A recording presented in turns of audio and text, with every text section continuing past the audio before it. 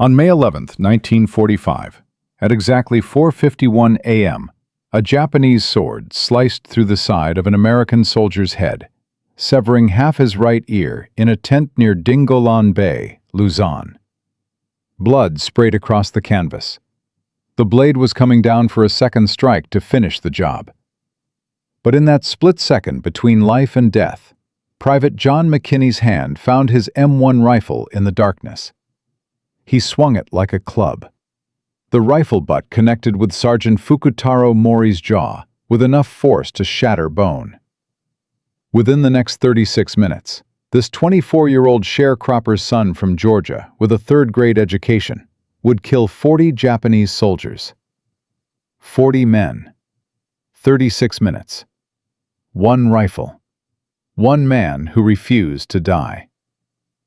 By the time the sun rose over the Philippine jungle that morning, the ground would be covered with bodies, and military historians would struggle to explain how a single soldier accomplished what an entire platoon should not have been able to do.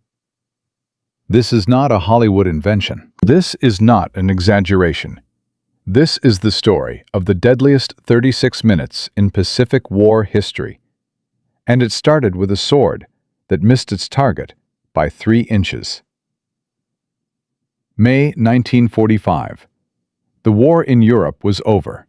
Hitler was dead. Germany had surrendered. But in the Pacific, the Japanese refused to quit. They fought for every island, every beach, every foot of jungle. The Philippine campaign had already cost over 60,000 American casualties. Luzon, the main island, was supposed to be secured by February. It was now May, and Japanese forces were still launching coordinated attacks against American positions. They came at night. They came at dawn. They used tactics that terrified even veteran soldiers. Human wave attacks, banzai charges, infiltration teams that slipped through perimeters and killed men in their sleep. Company A of the 123rd Infantry Regiment, 33rd Infantry Division, was stationed near Dingalan Bay in Tayabas Province. Their job was to guard a supply route. Essential equipment, ammunition, food, medical supplies, everything the advancing American forces needed flowed through this area. The Japanese knew it. Intelligence reports indicated they were planning something.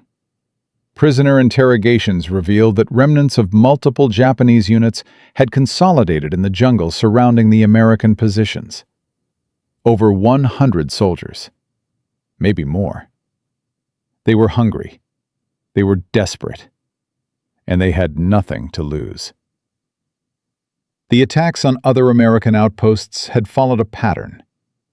The Japanese would probe defenses for days, studying guard rotations, counting soldiers, identifying weak points. Then they would strike before dawn, when men were exhausted, when reaction times were slowest, when darkness provided cover. They would hit hard and fast, overwhelm the defenders through sheer numbers, capture weapons and supplies, then disappear back into the jungle before reinforcements arrived. It worked. American positions had fallen this way, entire squads wiped out, supply depots burned. And now Company A was next on the list. 24-year-old Private John McKinney had no idea any of this was coming. He was just tired.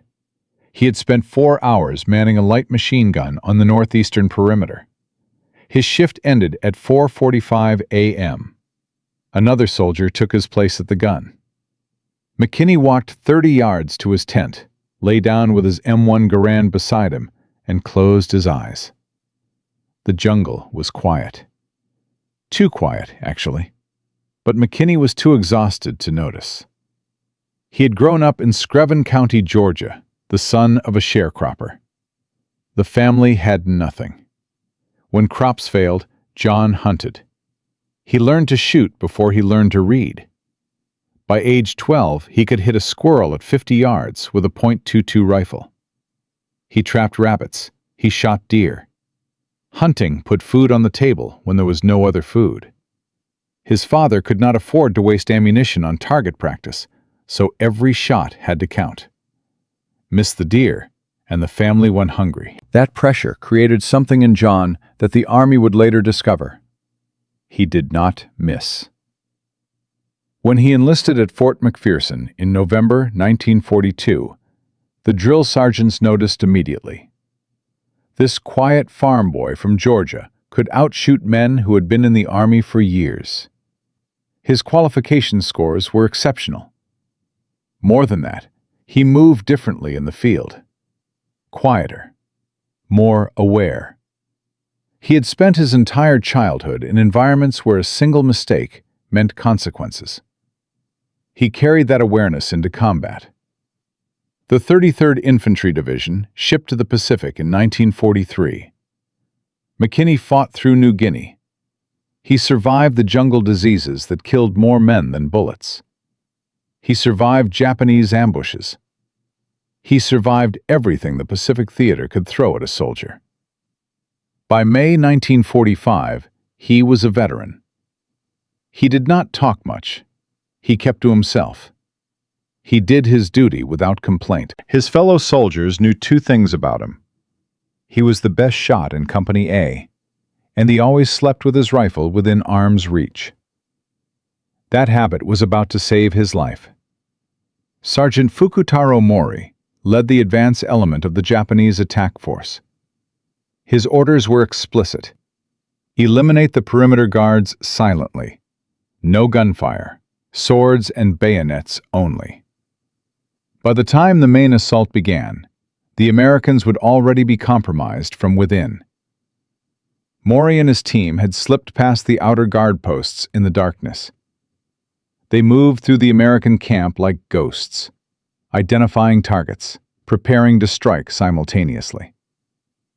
Mori approached McKinney's tent. He could hear breathing inside. One American soldier, alone, asleep, unaware. This would take 5 seconds. Mori threw open the tent flap at 4:51 a.m. The sword came down in a diagonal slash aimed at McKinney's neck. In the darkness, Mori misjudged the distance by 3 inches. The blade caught the side of McKinney's head instead, severing part of his right ear. Blood erupted. McKinney's eyes opened to searing pain and the silhouette of a man standing over him with a raised sword. He had less than 1 second to react. The sword was already coming down for the second strike. This one would not miss. McKinney's hand found his M1 in the darkness. He did not aim. He did not think. 24 years of survival instinct took over. He swung the rifle like a club. The rifle butt caught Mori under the chin with enough force to shatter bone. The Japanese sergeant staggered backward. McKinney swung again. The second blow crushed Mori's skull. The sergeant collapsed. Outside the tent, McKinney heard them. Footsteps. Dozens of footsteps, moving fast through the camp. The main assault had begun. He grabbed his rifle, pressed his hand against his bleeding ear, and stepped outside into chaos. The machine gun position was 30 yards away. 3 Americans had been manning it when McKinney went to rest. Now he could see muzzle flashes in the darkness, hear screaming, the distinctive crack of Japanese Arisaka rifles mixing with American M1 Garands. Japanese soldiers were pouring through the perimeter from the northeast in waves. The first wave had already reached the machine gun emplacement.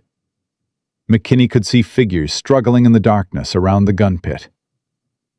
His mind processed the tactical situation instantly. The machine gun was everything. It covered the main approach to the camp. If the Japanese captured it and turned it around, they could sweep the entire American position with fire. Every man in Company A would die. McKinney ran toward the gun. The 2 soldiers who had replaced him at the position were fighting for their lives.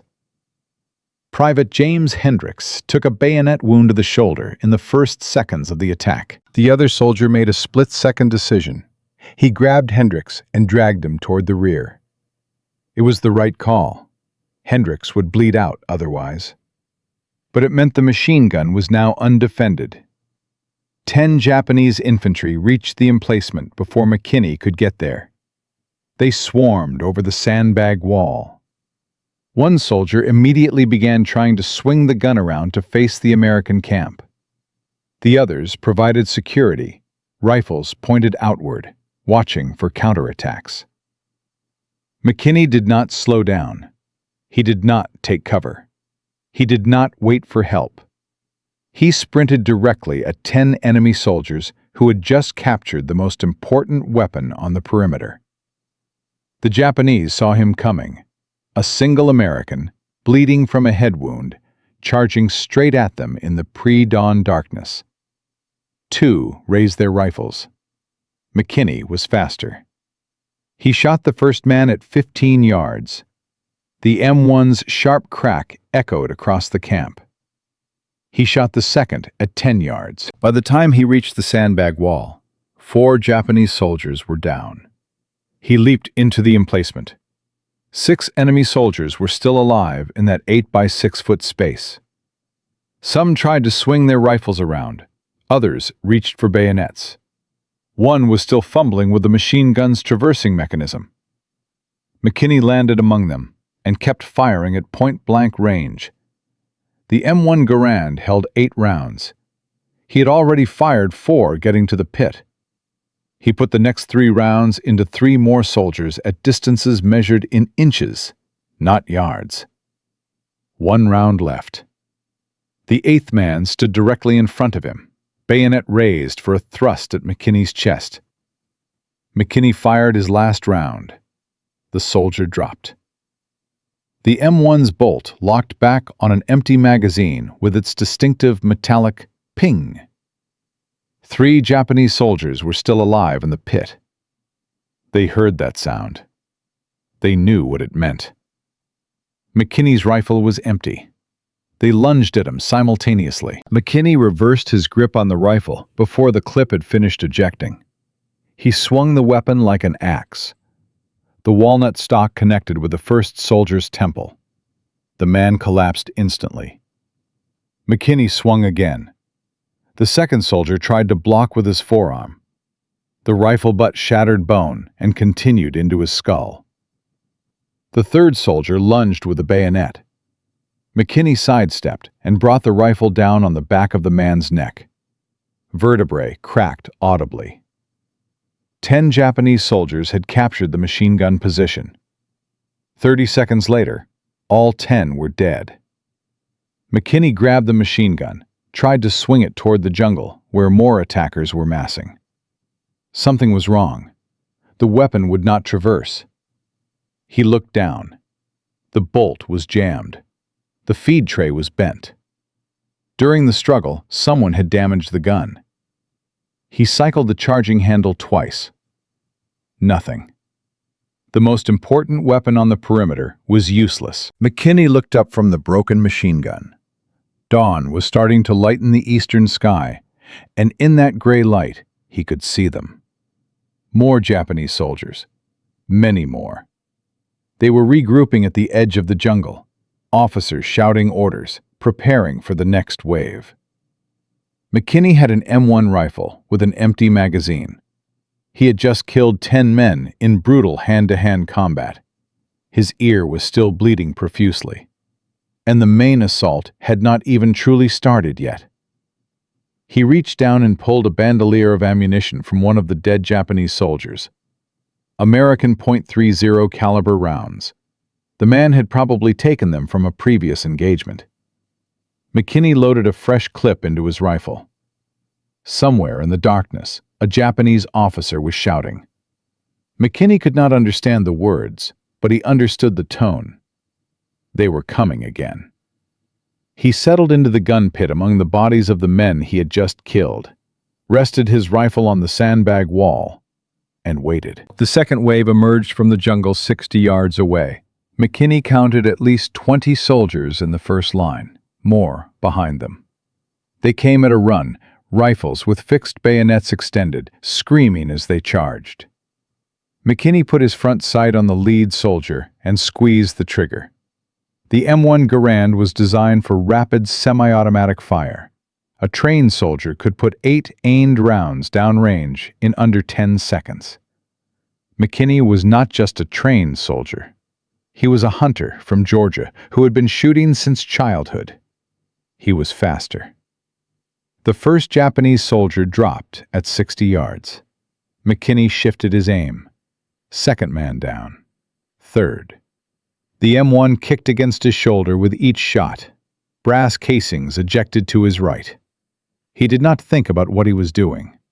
His body remembered thousands of hours in the Georgia woods. Lead the target, squeeze, acquire next target, repeat. The clip ejected with its distinctive ping. McKinney slammed in a fresh one. The charging wave had covered 20 yards during his reload. They were at 40 yards now. He started firing again. The Japanese soldiers in the second wave had expected to find their comrades operating a captured machine gun, raking the American camp with fire. Instead, they found one man with a rifle, cutting them down with mechanical precision. 8 rounds, reload. 8 rounds, reload. Some attackers made it to within 15 yards before McKinney dropped them. Others tried to veer left or right, seeking cover. He tracked them and fired. A moving target was easier to hit than a stationary one. McKinney had learned that hunting deer. The second wave broke. Survivors scattered back toward the jungle. McKinney counted bodies in front of his position. 11 more. 21 total since the attack began. He did not have time to feel relief. Japanese officers were already reorganizing beyond the tree line.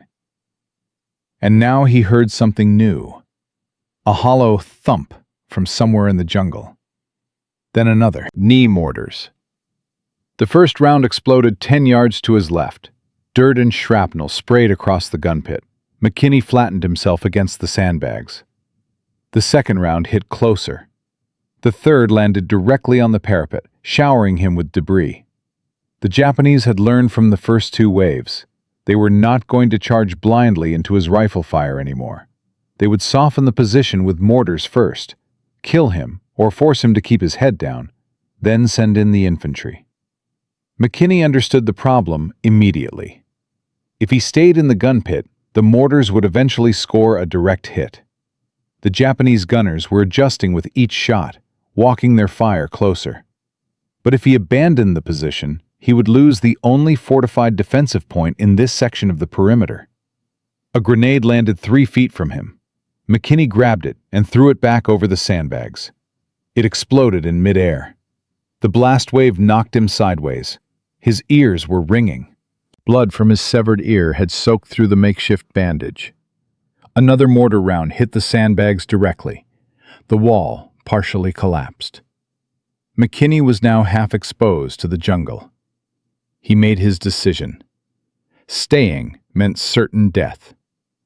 He grabbed 2 bandoliers of ammunition from dead soldiers around him, slung them over his shoulder, and ran. But what happened next?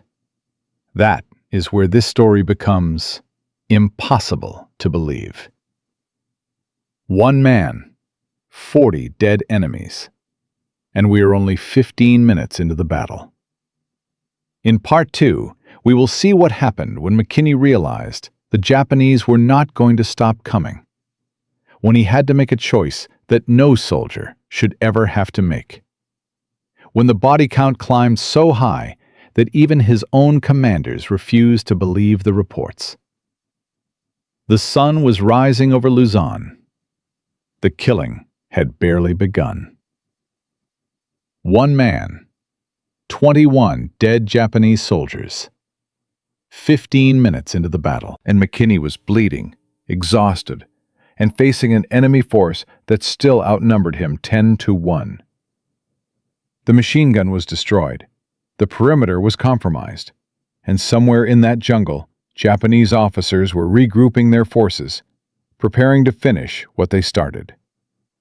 McKinney had survived the initial assault through raw instinct and exceptional marksmanship. But survival and victory are two different things. The Japanese had over 80 soldiers left. McKinney had one rifle and whatever ammunition he could scavenge from corpses. The math was simple and brutal.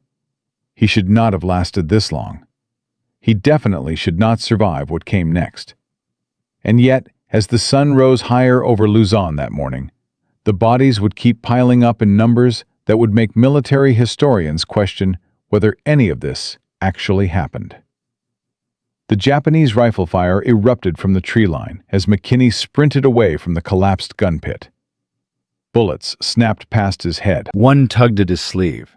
Another cracked so close to his ear that he felt the pressure wave. He ran in a zigzag pattern, a trick he had learned hunting rabbits. Never run straight, never be predictable. He dove into a shallow depression in the ground 15 yards from the gun pit. Not a proper foxhole, just a slight dip in the terrain. But it was enough. He rolled onto his back as rounds kicked up dirt inches from his face. His chest heaved. Blood from his severed ear had soaked through his uniform collar. The bandolier across his shoulder felt heavy with the weight of ammunition he had pulled from dead men. He crawled to the edge of the depression and found a firing position. The Japanese infantry was moving again. Two squads emerged from the jungle at a fast walk, rifles ready, moving toward the abandoned gun pit. They thought he was running. They thought he was retreating. McKinney let them get to 30 yards. Then he opened fire. The attackers had bunched together while crossing open ground. A fatal mistake. McKinney's first shot dropped the point man. His second hit the soldier directly behind. The group scattered instantly, but there was no cover between the jungle and McKinney's new position. He picked them off as they ran. 8 rounds. The familiar ping. Reload. Keep firing. The survivors reached the gun pit and found only bodies. Their comrades from the first wave. They had expected to find the American there, dead or dying from the mortar barrage. Instead, they found him shooting at them from a completely different angle. 3 more fell before they could locate his muzzle flash. McKinney changed position again while they tried to reorganize. He moved 10 yards to his right, found another shallow depression, started firing from the new location. He was doing exactly what he had done in the Georgia woods his entire childhood. Never stay in one place. Never let your prey predict where the next shot will come from. The Japanese were running in circles now, confused, disoriented, dying. Dawn light was spreading rapidly across the sky. McKinney had been fighting for 18 minutes. His ammunition was running dangerously low. His ear throbbed with every heartbeat. And he could see movement in the jungle that suggested the enemy was massing for another major assault. He needed more ammunition. He knew exactly where to find it. The dead Japanese soldiers around the gun pit carried everything he needed. Not just .30 caliber rounds. Some had Arisaka rifles with full ammunition pouches. Others had grenades clipped to their belts. McKinney had to get back there. He waited for a lull in the mortar fire, counted to 3 in his head, then sprinted across open ground toward the gun pit. Rifle fire erupted immediately. McKinney ran in a zigzag. A bullet tugged at his sleeve. Another cracked past his damaged ear. He dove the last 5 feet and landed hard among the bodies he had created 20 minutes earlier. The smell hit him like a physical force. Blood and cordite and something else. The copper tang of death in tropical heat. McKinney ignored it. He had butchered hogs on the Georgia farm, had gutted deer in summer heat. Death had a smell, and he knew it well. He moved quickly through the corpses, grabbing every bandolier, every loose clip, every ammunition pouch. He found 4 American pouches on soldiers who had probably taken them as trophies from previous engagements. 64 more rounds. He stuffed clips into his pockets and belt until he could barely move. A Japanese soldier appeared suddenly over the sandbag wall. The man must have crawled forward while McKinney was gathering ammunition. His rifle was already coming up, finger on the trigger. McKinney shot him through the chest at 2 feet. The soldier fell backward. McKinney grabbed the dead man's grenades, 3 Type 97 fragmentation grenades. He had never used Japanese grenades before, but he had seen them. Pull the pin. Strike the cap against something hard. Count to 4. Throw. Movement in his peripheral vision. More soldiers approaching from the left, thinking he was trapped in the pit. McKinney armed a grenade, counted, threw it over the sandbags. The explosion was followed by screaming. He armed the second grenade, threw it toward the tree line where muzzle flashes were concentrated. More screaming. He was out of the pit and running again before the third grenade left his hand. McKinney found a shell crater 15 yards from his previous position. The crater was 3 feet deep, just enough cover to protect him from direct fire. From here, he could see the entire approach from jungle to perimeter. Bodies littered the ground. He counted quickly. 28, maybe 30. Some were still moving, wounded men trying to crawl back toward their lines. McKinney let them go. A wounded man required 2 healthy soldiers to carry him. Every casualty he created multiplied the enemy's problems. The mortar fire had stopped. McKinney understood why immediately. The Japanese had lost visual contact with him. Their mortar crews could not adjust fire on a target they could not see. He had maybe 15 or 20 minutes before they repositioned observers and started dropping rounds again. He used the time to reload every empty clip he carried. His fingers worked automatically from thousands of hours of practice. Press the rounds into the clip. Feel for the spring tension. 8 rounds per clip. He had scavenged enough ammunition for approximately 10 reloads, 80 rounds total. 80 rounds against however many Japanese soldiers were still in that jungle. The math was not in his favor. The attack had lasted 23 minutes. McKinney had killed or wounded at least 30 enemy soldiers. But he knew the Japanese had started with roughly 100 men. Even if half were down, that left 50. And he was still completely alone. Where was the rest of Company A? The answer was complicated and would not help McKinney even if he knew it. The Japanese attack had hit multiple points along the perimeter simultaneously. McKinney's position was on the northeast flank, the main thrust of the assault. But other soldiers were fighting their own desperate battles on the south and west sides of the camp. The company commander was trying to organize a coherent defense in the darkness and chaos. Men were scattered. Communications were broken. In a night attack, coordination was almost impossible. McKinney did not know any of this tactical complexity. He knew only what he could see. No one had come to help him. No reinforcements. No supporting fire. Just him, his rifle, and bodies piling up in front of his position. The Japanese regrouped at the jungle's edge. McKinney could see them through the trees now in the growing light. Soldiers checking weapons. NCOs moving among the ranks. Officers studying the American perimeter through binoculars. They had expected to overrun this outpost in 5 minutes.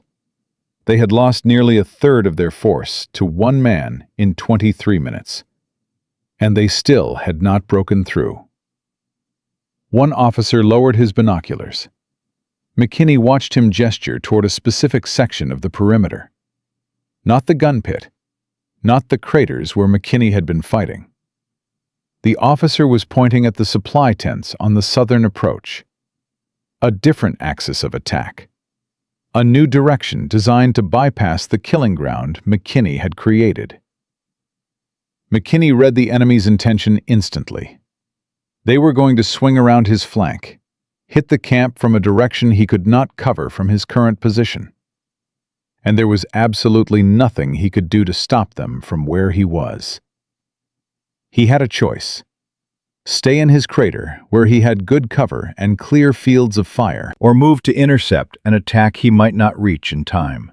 McKinney climbed out of the crater and started running toward the supply tents. The supply tents were 40 yards from his crater.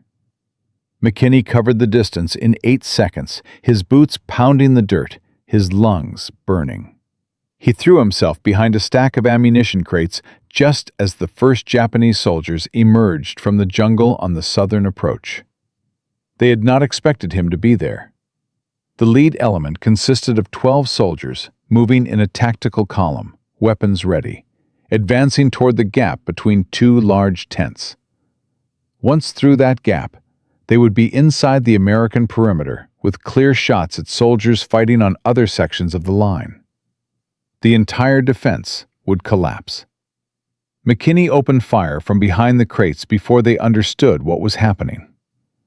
The first 3 men in the column went down in rapid succession. The fourth and fifth tried to return fire, but could not locate him in the shadows between the tents and the pre-dawn darkness. McKinney shot them both. The remaining 7 scattered in panic. Some ran back toward the jungle. Others dove for cover behind fallen logs and shallow depressions in the earth. McKinney tracked the ones who went to ground. They were pinned now, unable to advance, unable to retreat without exposing themselves to his fire. He shifted his aim toward the tree line.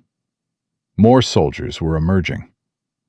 The Japanese commander had clearly committed his reserve force to this flanking attack. 20 more men, maybe 25. They saw their comrades pinned down and hesitated at the jungle's edge. That single moment of hesitation cost them everything. McKinney fired into the clustered soldiers. 8 rounds. Reload. 8 rounds. Bodies dropped among the trees. The survivors pulled back into deeper cover, dragging wounded with them. 26 minutes into the attack, McKinney had now killed or wounded at least 35 enemy soldiers, possibly more. His body count was climbing into territory that seemed impossible. The Japanese had tried 3 different tactical approaches: frontal assault on the machine gun position, mortar bombardment followed by infantry advance, flanking maneuver toward the supply area. All 3 attempts had failed catastrophically. The Japanese commander faced a problem he had never encountered in his military career. His intelligence had indicated this outpost was defended by a small American force with limited heavy weapons. Standard doctrine called for overwhelming night attacks against such positions. Speed and superior numbers would compensate for any defensive advantages the Americans might have. But one man had disrupted everything. The commander did not know it was one man. He could not know. His soldiers reported heavy rifle fire from multiple positions. They had seen muzzle flashes from the gun pit, then from a depression 30 yards away, then from behind the supply crates. It appeared the Americans had established interlocking fields of fire, with several expert riflemen supporting each other. This tactical assessment was completely wrong, but it shaped Japanese decision-making for the next phase of the battle. The mortar crews repositioned to the southwest. They began dropping rounds on the supply area, trying to suppress what they believed were multiple defensive positions. McKinney heard the first impacts and moved immediately. He had learned the hard way that static positions attracted mortar fire. Movement meant survival. He ran north along the inside of the perimeter, staying low, zigzagging between tents. He found a foxhole that had been abandoned when its occupant went to reinforce the southern defense. McKinney dropped into it. The hole was deeper than his previous positions, 4 feet down, with a proper firing step that let him see over the lip without exposing his head. The Japanese infantry attacked again, this time from 2 directions simultaneously. One group approached from the south, where they had been pinned down. Another emerged from the original northeastern approach. They were trying to split his fire, force him to choose which attack to engage. McKinney engaged both. He fired 4 rounds at the southern group, dropped 2 men, swung his rifle northeast, fired 4 rounds at that group, dropped 2 more. The M1 pinged empty. He reloaded in under 3 seconds. A lifetime of practice made his hands move without conscious thought. He fired at the southern group again. The coordinated attack stalled. Neither group could advance into the devastating rifle fire. But neither group retreated either. They went to ground and started returning fire. Bullets cracked over McKinney's head. Rounds thudded into the dirt around the foxhole. He was now taking fire from 2 directions simultaneously. His ammunition was running low again, and the Japanese were learning. They had finally figured out that all the fire was coming from a single location. 1 rifleman, not a squad, not interlocking positions. Just 1 man who moved fast and shot with inhuman accuracy. This knowledge changed their tactics completely. The Japanese soldiers stopped attacking in coordinated waves. They began advancing individually, using fire and movement techniques. 1 man would sprint forward, while others provided covering fire. Then another man would move, leapfrogging forward, closing the distance, yard by yard.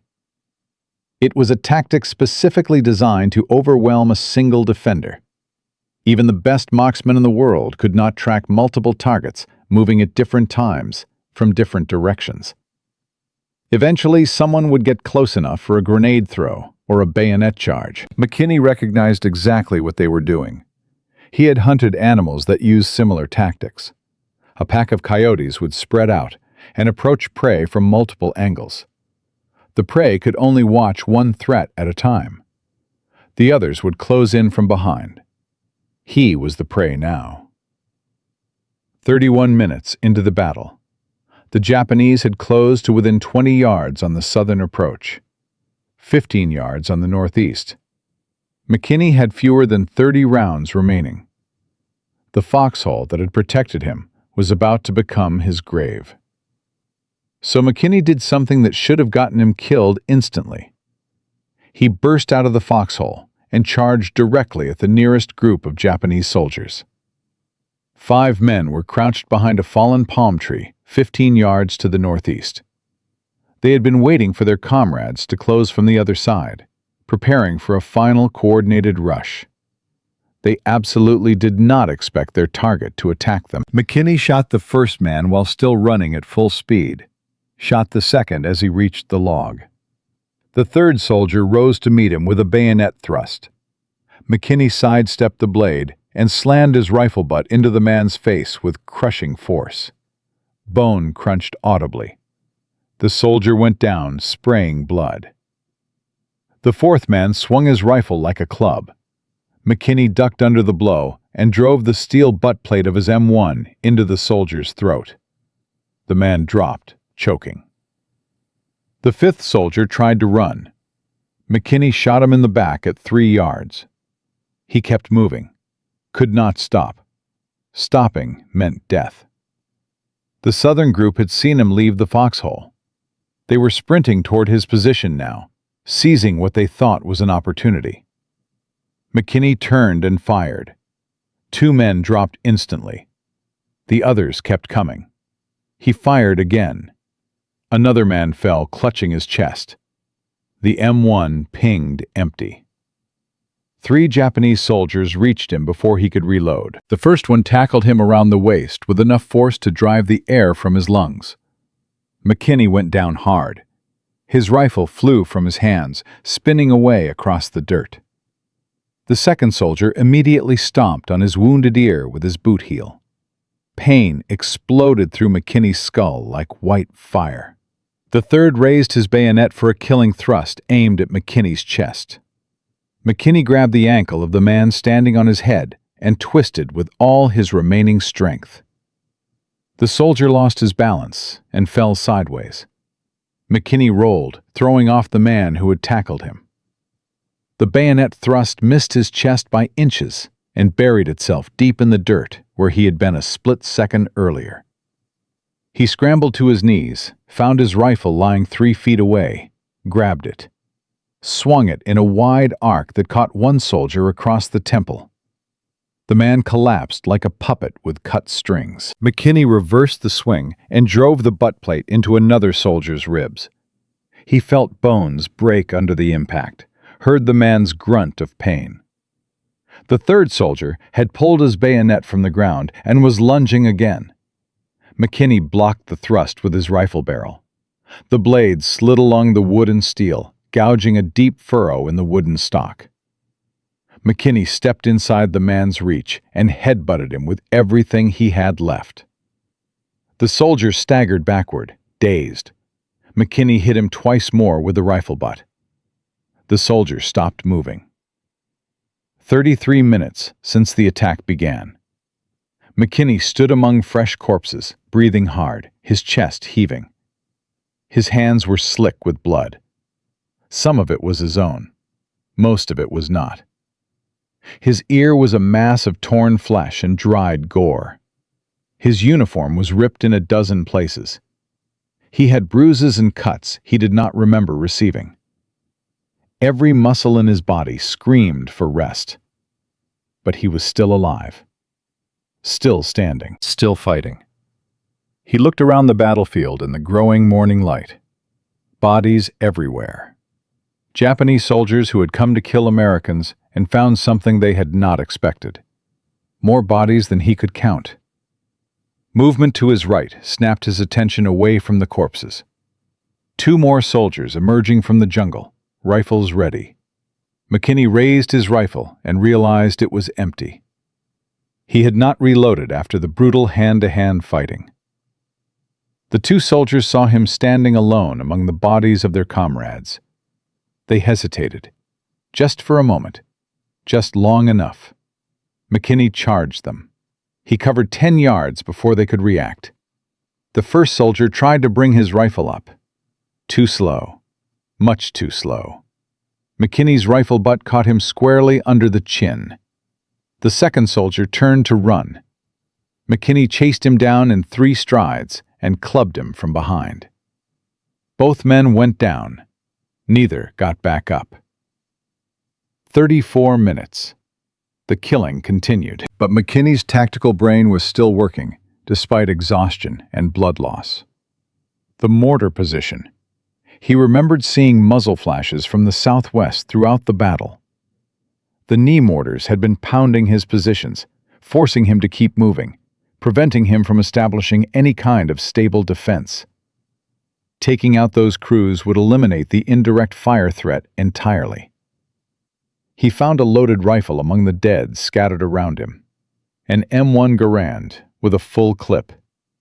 He dropped his damaged weapon and picked up the new one, checking the action automatically. It was clean, ready. He started moving toward where he had seen the mortar flashes. The mortar crews saw him coming across open ground. 2 men working a single Type 89 knee mortar. They had been adjusting their weapon for another fire mission, dropping rounds in what they thought were multiple American positions. Now they scrambled desperately to defend themselves. One reached for a rifle propped against an ammunition box. The other tried to arm a grenade with shaking hands. McKinney shot them both from 45 yards. 2 quick shots. Both men dropped. 35 minutes into the battle, McKinney stood in the growing morning light, scanning the jungle methodically for more targets. His chest heaved with exhaustion. His vision was blurring from blood loss and sheer physical depletion. Every single muscle in his body screamed for rest. The jungle was quiet now. Finally quiet. No more soldiers emerging from the trees. No more mortar rounds whistling through the air.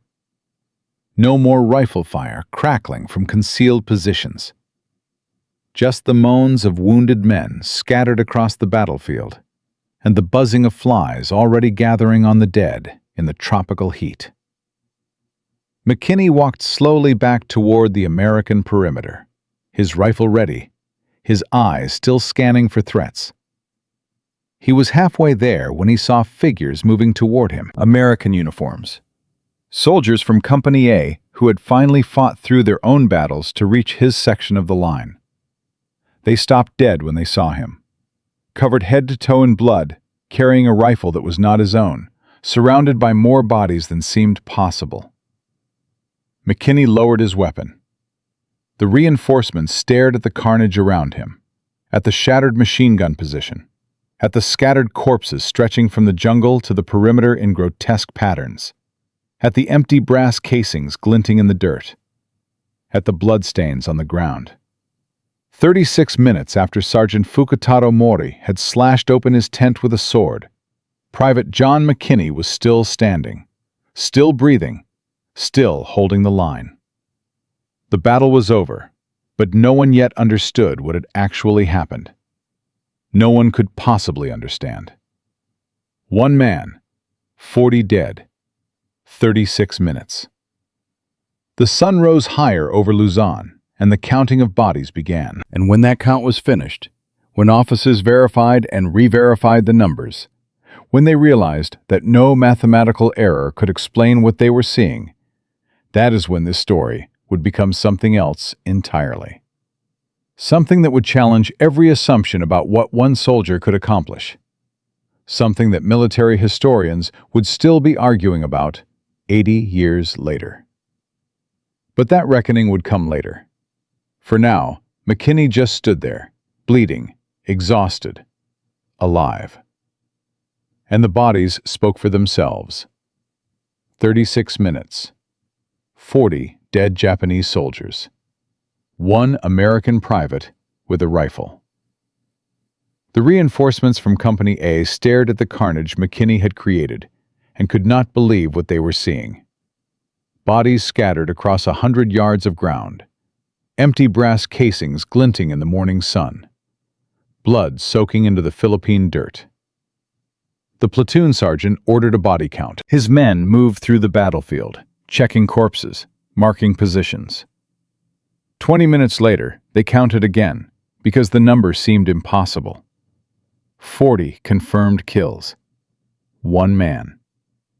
And now, as word of this battle spread through the American chain of command, up to battalion, to regiment, to division, something else was about to happen. Something that would turn John McKinney from an unknown farm boy into a legend. But legends have a price. And this one was just beginning. The Japanese forces on Luzon received reports of the failed attack by mid-morning on May 11th. The unit that had launched the assault on Company A's position simply did not return.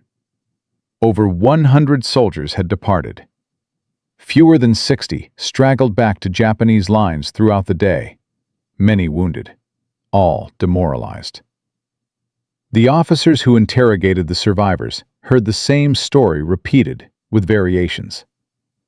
Heavy fire from multiple positions, Americans with automatic weapons, impossible accuracy, coordinated defensive fire. One lieutenant insisted there had been at least 10 Americans defending that section of perimeter.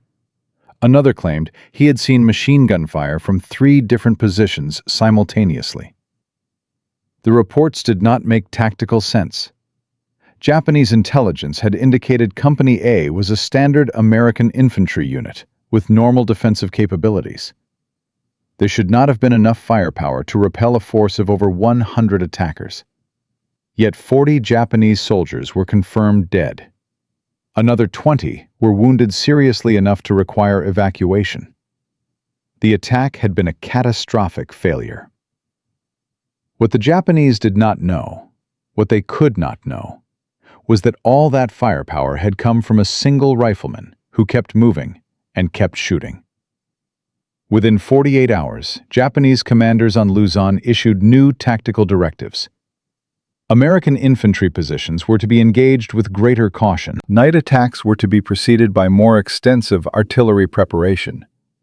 The assumption that American outposts could be overrun quickly was no longer valid. Something had changed. The Americans had become more dangerous. Japanese casualties in subsequent attacks increased by 35% over the next 2 weeks. American commanders noticed the shift. Enemy tactics became more cautious, more conservative, less willing to commit to direct assaults. No one connected this change to a single battle on May 11th. No one except the survivors who had been there. But McKinney's war was not over. Recognition would come later. For now, he had a more immediate problem. His ear was destroyed. The sword strike had severed tissue, damaged cartilage, created a wound that would not stop bleeding properly.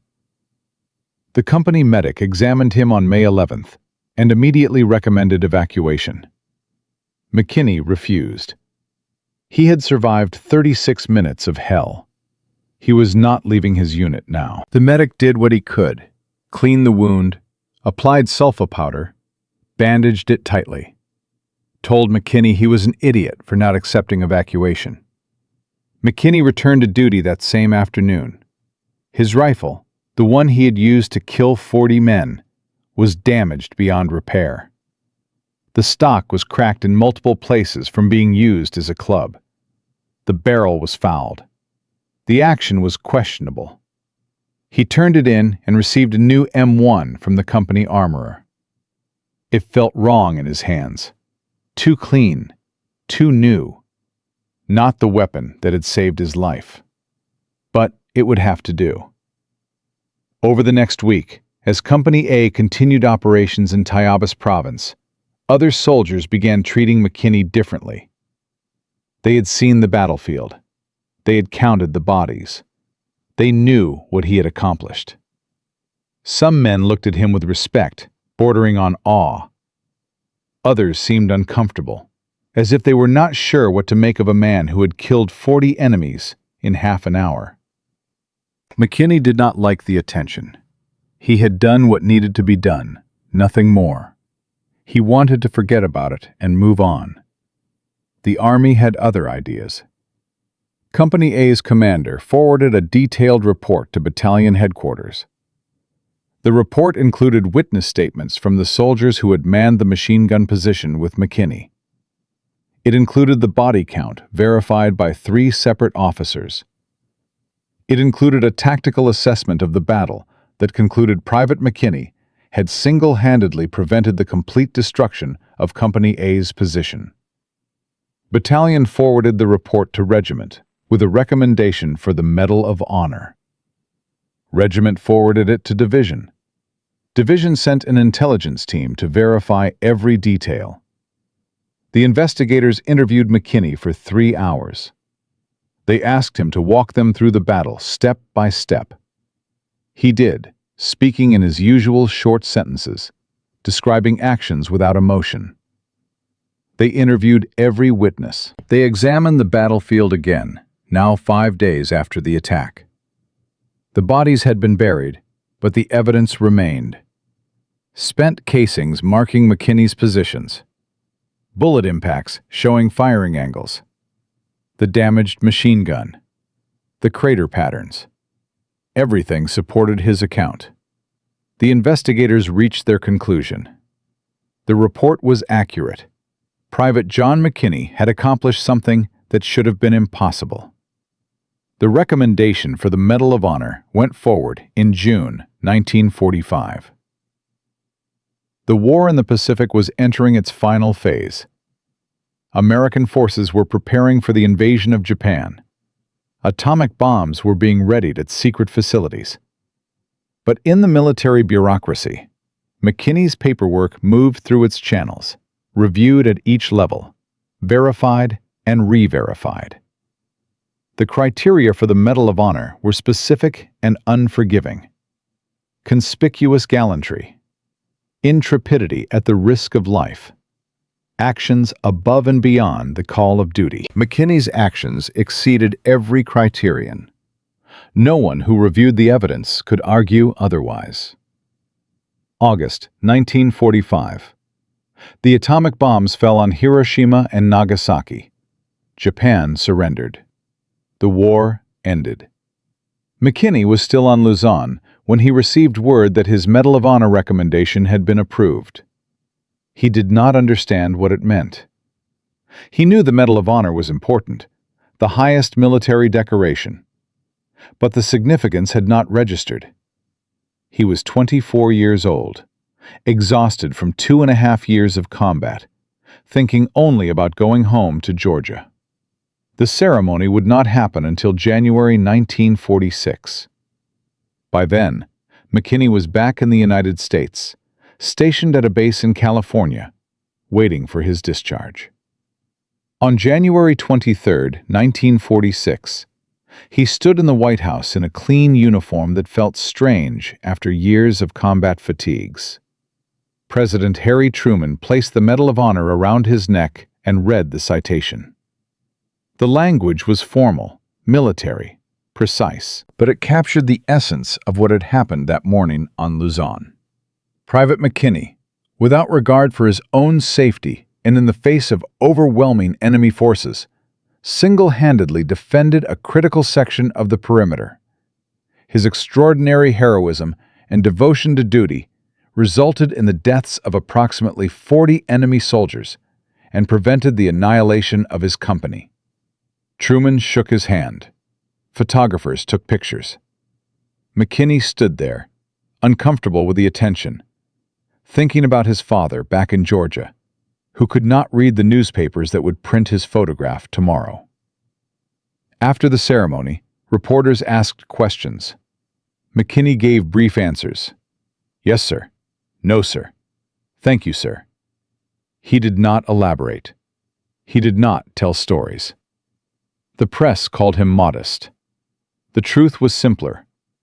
He had killed 40 men in 36 minutes, using a rifle and his bare hands, and he did not want to remember it in detail. He wanted to go home. But the story had taken on a life of its own. The Medal of Honor made McKinney a public figure, whether he wanted it or not. In 1946, America was celebrating its veterans, and McKinney represented something powerful. A farm boy, a sharecropper's son, a man with a third-grade education who had done something extraordinary when it mattered most. The newspapers wrote about him. Magazine articles followed. He was invited to speak at events, though he usually declined. The attention made him deeply uncomfortable. He had not fought for recognition. He had fought to survive and to protect the men around him. Now people wanted him to be a hero in a way he did not understand. The other Medal of Honor recipients he met at various ceremonies understood. They had their own stories, their own battles, their own discomfort with being called heroes.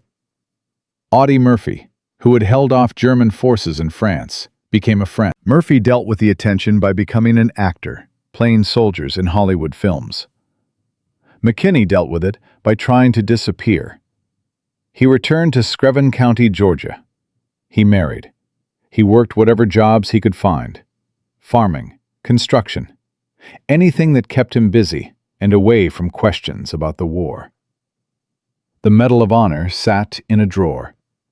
He did not display it, did not talk about it unless someone specifically asked. His family knew he had nightmares. They heard him at night, sometimes shouting, sometimes thrashing in his sleep. Post-traumatic stress disorder was not a recognized diagnosis in 1946. Veterans were told to forget about the war, move on, be grateful they survived. McKinney did his best to follow that advice. He buried the memories and kept working. The years passed. Korea came and went. Vietnam came and went. New wars created new heroes and new veterans, carrying their own buried trauma. McKinney remained in Georgia, living quietly, aging, working. Most of his neighbors had no idea he had received the Medal of Honor. He preferred it that way. But the story did not die. In 1965, Military historian Forrest Bryant Johnson began researching what had happened on Luzon on May 11, 1945. Johnson was a veteran himself. He understood combat. He understood what McKinney had experienced. He spent years tracking down witnesses, examining military records, piecing together the details of those 36 minutes. The research was difficult. McKinney did not want to talk about it. Many of the witnesses had died. Military records were scattered across multiple archives. Some documents had been lost. But Johnson persisted. He believed the story deserved to be told accurately, completely, without exaggeration or Hollywood embellishment. What he discovered was even more remarkable than the official citations suggested. The tactical situation had been worse than anyone realized. Company A had been on the verge of complete collapse. If the Japanese had captured that machine gun position, if they had broken through McKinney's section of the perimeter, the entire company would likely have been overrun. The death toll could have been catastrophic. McKinney had not just killed 40 enemies, he had saved potentially hundreds of American lives. Johnson's book, Phantom Warrior, was published in 2007. It documented McKinney's childhood in Georgia, his service in the Pacific, and the battle in exhaustive detail. The book brought renewed attention to a hero most Americans had never heard of. Veterans groups honored him. Schools invited him to speak. The state of Georgia began planning recognition. McKinney died on April 5, 1997, before most of this recognition materialized. He was 76 years old. The sharecropper's son, who had accomplished the impossible, passed away quietly in Sylvania, Georgia, surrounded by family. He was buried in Screven County, not far from the land where he had learned to hunt as a boy. 20 years after his death, Georgia finally gave him the recognition he had never sought in life. In 2017, the state legislature voted to rename a section of highway in Screven County. It became the John R. McKinney Medal of Honor Highway. A ceremony was held. Veterans attended in their dress uniforms. The McKinney family accepted the honor on behalf of a man who would have been embarrassed by the attention. The highway sign stands today on Route 21 between Sylvania and Millen. Thousands of drivers pass it every week. Most have no idea who John McKinney was or what he did. They do not know about the tent and the sword. They do not know about the machine gun and the 36 minutes. They do not know that the quiet farmer who once lived in this county had accomplished something that military historians still study and debate. But the story survives. In military academies, McKinney's battle is taught as an example of individual courage under impossible circumstances. In infantry training, his tactics are analyzed. How he kept moving.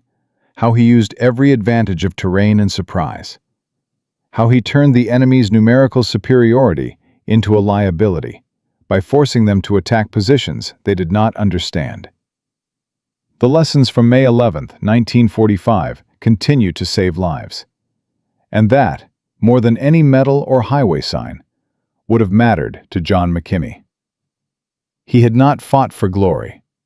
He had fought to protect the men beside him. He had fought to survive. He had fought because there was no other choice.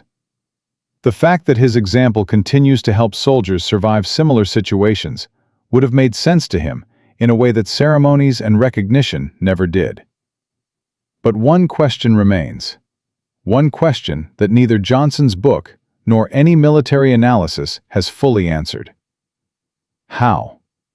How did one man kill 40 trained soldiers in 36 minutes? The numbers are documented. The evidence is irrefutable. But understanding how it was possible requires looking deeper than tactics and marksmanship. It requires understanding what happens to a human being when survival becomes the only thing that matters. When every instinct, every skill, every lesson learned over 24 years of life focuses into a single point. McKinney had grown up in an environment where mistakes meant hunger. He had hunted for food since childhood. He knew how to move quietly, shoot accurately, stay calm under pressure. The Army had refined those skills, given him better weapons, put him in situations where those skills meant the difference between life and death.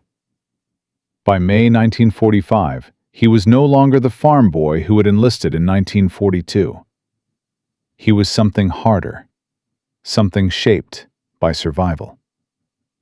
When Sergeant Maury's sword came down in that tent, McKinney's response was instantaneous. No thought, no hesitation. Pure survival reflex honed by years of necessity. That reflex carried him through the next 36 minutes. Every decision was automatic. Every shot was muscle memory. He did not think about killing 40 men. He thought about staying alive for the next 5 seconds. Then the next 5. Then the next. And when it was over, when the jungle finally went quiet, he was still standing because stopping was not an option that existed in his mind. The human capacity for violence under extreme circumstances is something we prefer not to examine too closely. But McKinney's story forces us to confront it. 1 man, 40 corpses, 36 minutes. These are facts. They happened. They can be verified. And they tell us something about what we are capable of when everything else is stripped away. But there is more to this story than violence and survival. There is something else that makes McKinney's legacy matter today, 80 years after that morning on Luzon. Something about ordinary people doing extraordinary things. Something about courage that does not seek recognition. Something about the distance between the farm in Georgia and the killing ground in the Philippines, and how 1 man crossed that distance and came back carrying memories he tried to bury for 50 years. That final piece of the story, the human cost of being a hero, the price McKinney paid for those 36 minutes, that is what we will explore in Part 4. Because the real story is not just what he did on May 11, 1945. The real story is what he carried for the rest of his life.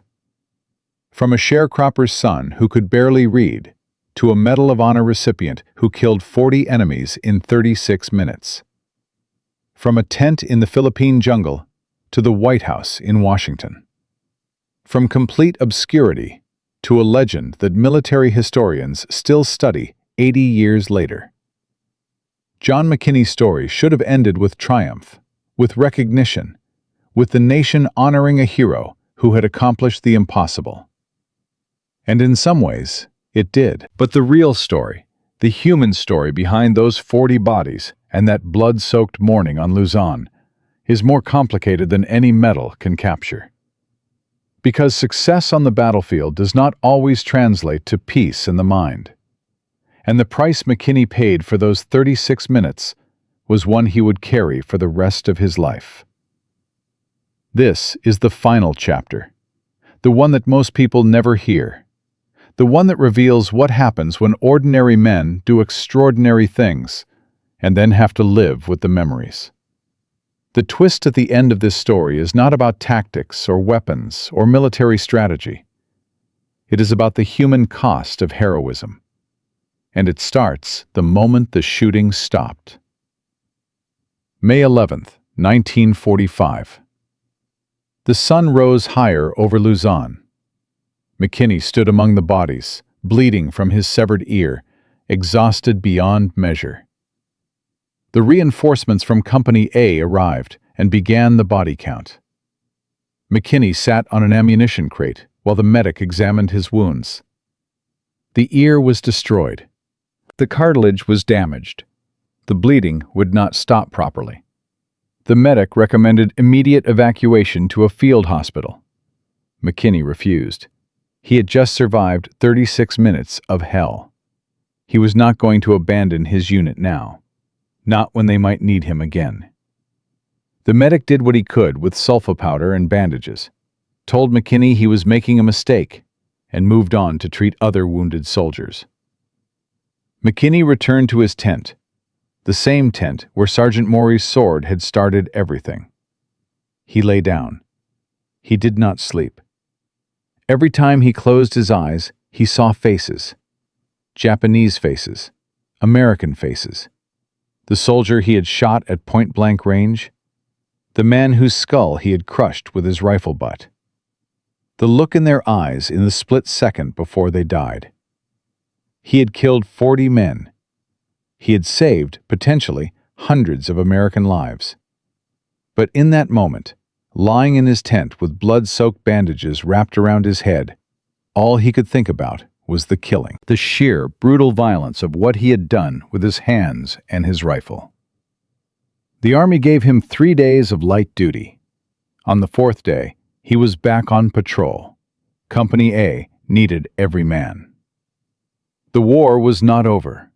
The Japanese were still fighting. McKinney picked up his new rifle, the replacement for the one he had destroyed, and went back to work. He did not talk about the battle. When other soldiers asked, he gave short answers. "Yes, sir, it happened. Can we talk about something else?" The nightmares started within a week. He would wake up gasping, reaching for a weapon that was not there, his heart pounding. Sometimes he woke up swinging his fists, fighting enemies that existed only in his mind. His tent mates learned to wake him from a distance, to call his name without getting too close. They understood. Most of them had their own demons. Combat did that to men. The war ended in August 1945. Japan surrendered. McKinney was still on Luzon when word came that his Medal of Honor recommendation had been approved. He did not fully understand what it meant. The Medal of Honor was important, he knew that much. Highest military decoration. But the significance had not registered. He was 24 years old, thinking only about going home to Georgia, about leaving the war behind and never thinking about it again. The ceremony happened on January 23, 1946. McKinney stood in the White House, wearing a dress uniform that felt foreign after years of combat fatigues. President Harry Truman placed the Medal of Honor around his neck. The citation was read aloud. Conspicuous gallantry, intrepidity at the risk of life, single-handedly preventing the annihilation of his company. 40 enemy soldiers killed. Truman shook his hand. Photographers took pictures that would appear in newspapers across America. McKinney stood there, uncomfortable, wishing he could disappear. After the ceremony, reporters crowded around asking questions. What did it feel like? Were you scared? How did you do it? McKinney gave the same brief answers he always gave. He did what needed to be done. He was lucky to survive. He wanted to go home. The press called him modest, humble, the perfect image of an American hero. The truth was simpler and darker. He had nightmares about the men he killed. He could still feel the impact of his rifle butt crushing skulls. He could still smell the blood and cordite. He did not want to remember any of it in detail. And these reporters were asking him to relive it over and over. He went home to Screven County, Georgia, as soon as the Army discharged him. He married.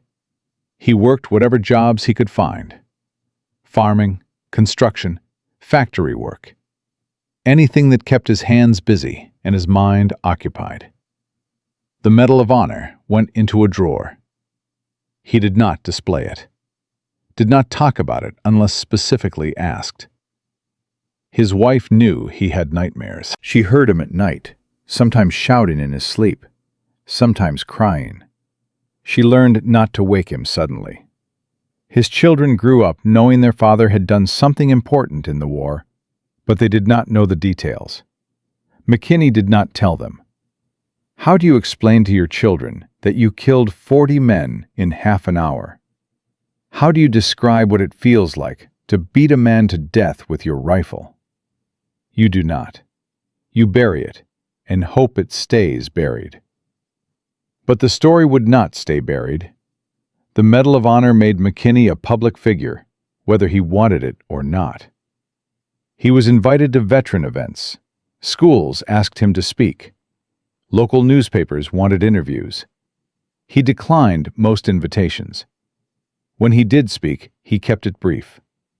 He talked about duty and sacrifice, and the men who did not come home. He never talked about the killing itself, never described the details. Other Medal of Honor recipients understood his reluctance. Audie Murphy, who had held off German forces in France, became a friend. Murphy dealt with his trauma by becoming an actor, playing soldiers in Hollywood films, turning his experiences into entertainment. McKinney dealt with his trauma by trying to disappear into ordinary life. It did not work. The memories followed him. Loud noises made him flinch. Sudden movements made him tense. He had trouble sleeping, trouble concentrating. Symptoms that would later be recognized as post-traumatic stress disorder. But in 1946, there was no diagnosis. Veterans were told to forget about the war, move on, be grateful they survived. McKinney tried. He worked hard, raised his family, paid his bills, went to church, lived a quiet life in Screven County. But at night, when his defenses were down, the war came back. The faces came back. The blood came back. He never fully escaped May 11th, 1945. Most of his neighbors had no idea he had received the Medal of Honor. He preferred it that way. He wanted to be just another man in a small Georgia town. Not a hero, not someone special. Just John McKinney, who worked hard and kept to himself. The years passed slowly. Korea came and went. Vietnam came and went. New wars created new heroes and new veterans, carrying their own buried trauma. McKinney watched the news and recognized the look in their eyes when they came home. The same look he saw in the mirror. The look of men who had seen and done things they could not forget. But McKinney's legacy extended far beyond his personal struggle with memory and trauma. The battle on May 11, 1945, became a case study in military academies. Infantry officers studied his tactics, how he kept moving, how he used every advantage of terrain and surprise, how he turned the enemy's numerical superiority into a liability by forcing them to attack positions they did not understand. The lessons from those 36 minutes were codified into training manuals. Stay mobile. Never let the enemy predict your position. Use every weapon available, including the weapon itself as a club when ammunition runs low. Fight with whatever you have until you have nothing left to fight with. These principles saved lives in Korea. They saved lives in Vietnam. They continue to save lives today in Afghanistan and Iraq and every place American soldiers face overwhelming odds. McKinney's example taught something that cannot be learned from textbooks or training exercises. It taught that courage under fire is not about superhuman abilities. It is about ordinary people refusing to quit when quitting would be easier.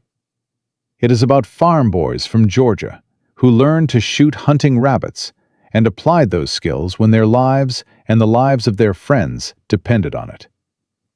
The M1 Garand rifle that McKinney used became iconic partly because of his actions.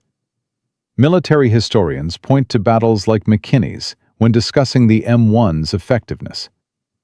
Semi-automatic fire, 8-round clip, reliability under extreme conditions, the ability to deliver rapid, accurate fire in the hands of a trained marksman. McKinney proved what the M1 could do in the hands of someone who knew how to use it. The rifle remained in service with American forces until the 1960s. Variants are still used by some military and law enforcement units today. Every soldier who trains with that weapon or its descendants is, in a small way, connected to what McKinney accomplished.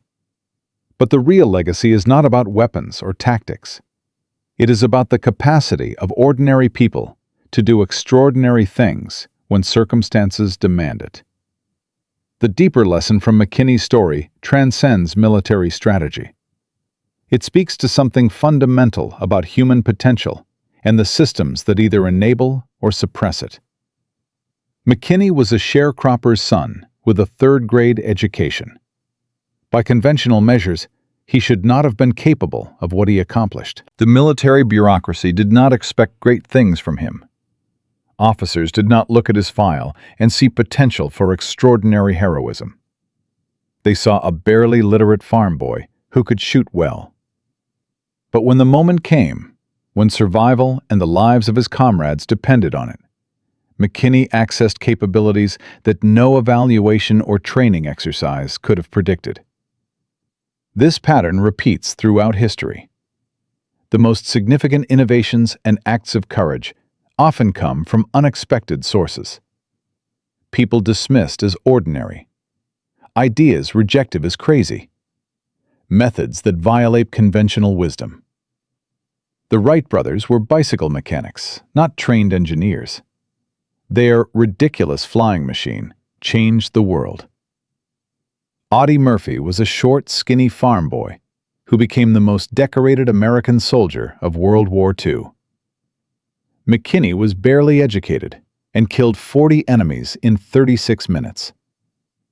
The common thread is not credentials or education or social status. The common thread is the willingness to act when action is needed, regardless of what conventional wisdom says is possible.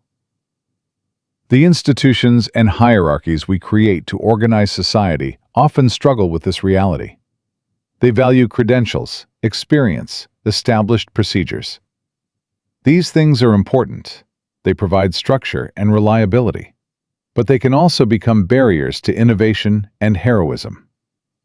How many potential John McKinneys never get the chance to prove what they can do because the system filters them out too early? How many crazy ideas that could save lives are dismissed because they come from the wrong person or challenge established doctrine? McKinney's story also reveals something about the cost of heroism that is often overlooked in the celebration of military achievement. Those 36 minutes earned him the nation's highest honor. They saved hundreds of lives. They became a legend studied by military historians, but they also gave him 50 years of nightmares. They gave him memories he could not escape. They gave him a psychological burden that he carried until his death. This is not to diminish his achievement or suggest that what he did was not worth doing. It absolutely was. The men of Company A lived because McKinney fought. American families were not destroyed because their sons and husbands came home from Luzon. Those outcomes have immeasurable value. But acknowledging the cost is important too. McKinney paid a price for his heroism that no medal can compensate. He paid in sleepless nights and psychological wounds that never fully healed. Modern military medicine recognizes this cost now. We have names for it: post-traumatic stress disorder, combat trauma, moral injury. We have treatment programs, though they are still imperfect. In 1946, we had nothing but the expectation that veterans would forget and move on. McKinney did his best, but some things cannot be forgotten. Some images stay burned into memory forever. The face of the first man you killed, the sound of a skull cracking under your rifle butt, the smell of blood in tropical heat. These are the prices that heroes pay, and we owe it to them to acknowledge that cost, even as we honor their achievements. And now, the final piece of this story, the detail that most people never learn, the twist that brings everything full circle. In 1997, when John McKinney died at age 76, his family found something in his house. Hidden in the back of a closet, wrapped in cloth, was the original M1 Garand rifle that he had carried into battle on May 11, 1945. The rifle he had supposedly turned in to the company armorer because it was damaged beyond repair. Somehow, McKinney had kept it. Perhaps he retrieved it later. Perhaps it was never actually destroyed. Perhaps some understanding armorer let him keep it as a souvenir. The family never learned the full story, but the rifle was there, and it still bore the marks of that battle. The stock was cracked where McKinney had used it as a club. The wood was scarred from bayonet strikes. The metal showed scratches and dents from the brutal hand-to-hand combat. Forensic examination would later confirm that this was indeed the weapon. Serial number matched Army records. The damage patterns matched the after-action reports. For 52 years, McKinney had kept this rifle hidden. He never displayed it, never told anyone about it, never showed it to his family. But he kept it. Why?